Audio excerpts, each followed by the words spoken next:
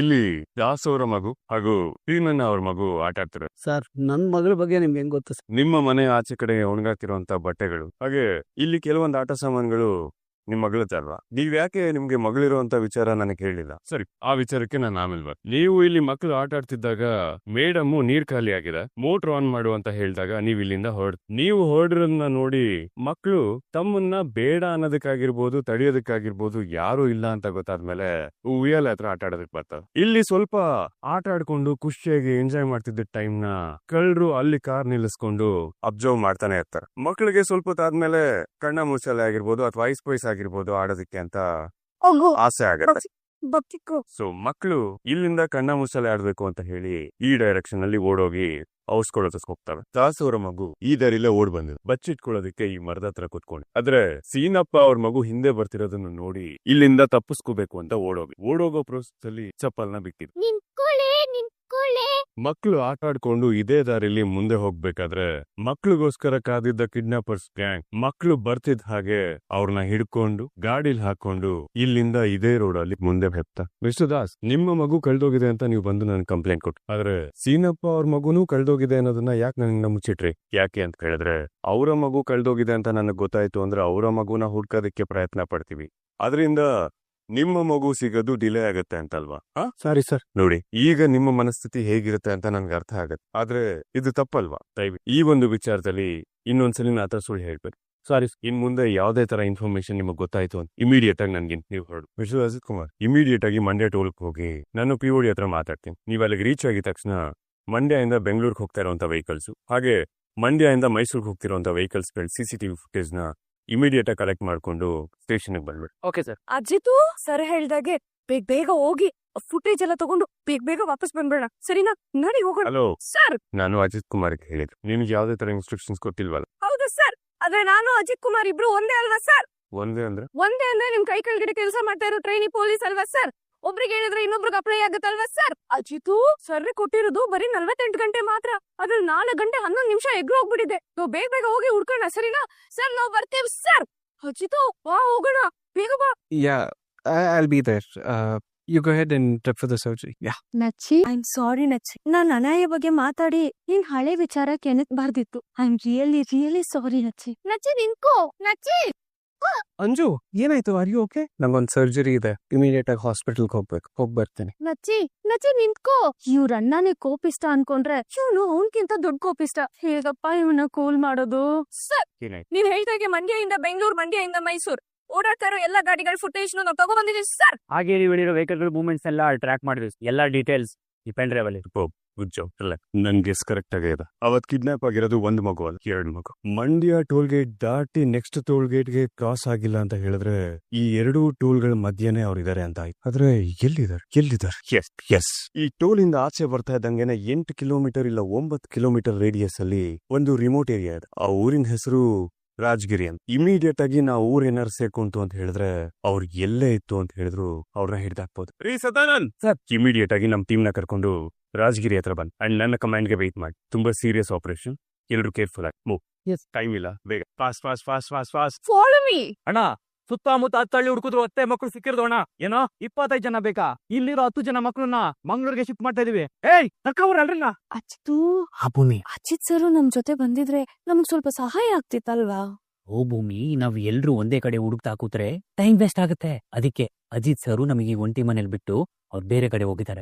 ಆದ್ರೂ ಅಜಿತು, ಈ ಮನೆ, ಈ ಏನಿ, ಈ ಜಾಗ ಅಲ್ಲಿ ನೋಡು, ಕಾಡ್ ಪಾಪನ್ ತರ ಇಬ್ರು ಆ ಗೂಂಡಗಳನ್ನ ನೋಡ್ತಾ ಇದ್ರೆ ಕರೆಕ್ಟ್ ಆಗಿರೋ ಜಾಗಕ್ಕೆ ಬಂದಿದೀವಿ ಅನ್ಸುತ್ತೆ. ಭೂಮಿ, ಹಾ ನೋಡಲ್ಲ. ಹೌದಾ? ಇದು ನನ್ಗೂ ಕೇಳಿಸ್ತಿದೆ ಅಜಿತು.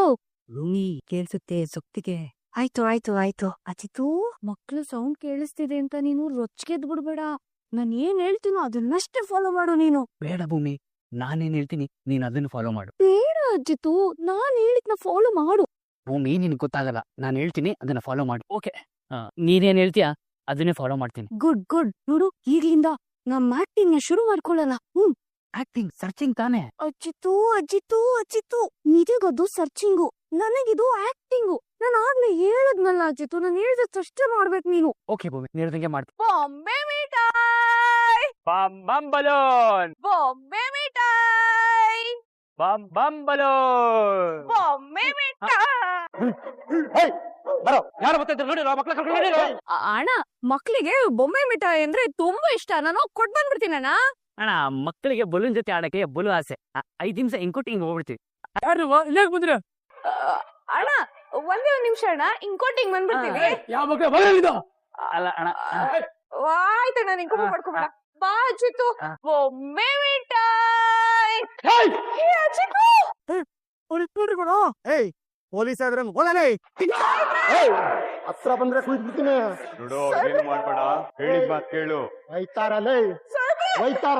ಸಾಹೇಬ್ರೆ ಸಾಹೇಬ್ರೆ ಸಾಹೇಬ್ರೆ ಬಿಡು ಬಿಡು ಸಾಹೇಬ್ರೆ ಸಾಹೇಬ್ರೆ ಸಾಹೇಬ್ರೆ ಸಾಹೇಬ್ರೆ ಸಾಹೇಬ್ರೆ.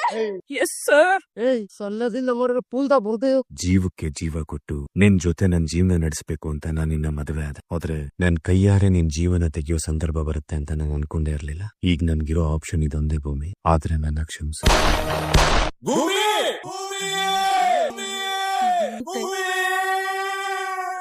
ಅಜ್ಜಿ 3 ದಿನಗಳ ಹಿಂದೆ ಮಂಡ್ಯಕ್ಕೆ ಸೇರಿದ ಒಬ್ಬ ಬಿಸ್ನೆಸ್ ಮ್ಯಾನ್ ಮಗು ಕಿಡ್ನಾಪ್ ಆಗಿತ್ತು. ಆ ಮಗುನ ರಕ್ಷಣೆ ಮಾಡಕ್ಕೆ ಅಂತ ನಾವು ಇನ್ಸ್ಪೆಕ್ಟರ್ ಅಜಿತ್ ರಾಮ್ ನಾರಾಯಣ್ ಅವರ ನೇತೃತ್ವದಲ್ಲಿ ಒಂದು ಟೀಮ್ ರೆಡಿ ಮಾಡಿದ್ವಿ. ಆ ರಕ್ಷಣಾ ಕಾರ್ಯಕ್ಕೆ ಆಪರೇಷನ್ ಬೇಬಿ ಅಂತ ಹೆಸರಿಟ್ವಿ. ನಮ್ಮ ರಾಜ್ಯದಲ್ಲಿರುವ ಎಲ್ಲಾ ದಕ್ಷ ಅಧಿಕಾರಿಗಳಲ್ಲಿ ಒಬ್ಬರಾದ ಅಜಿತ್ ರಾಮ್ ನಾರಾಯಣ್ ಅವರು ನಮ್ಮ ನಂಬಿಕೆನ ಹುಸಿಗೊಳಿಸ್ತಿಲ್ಲ.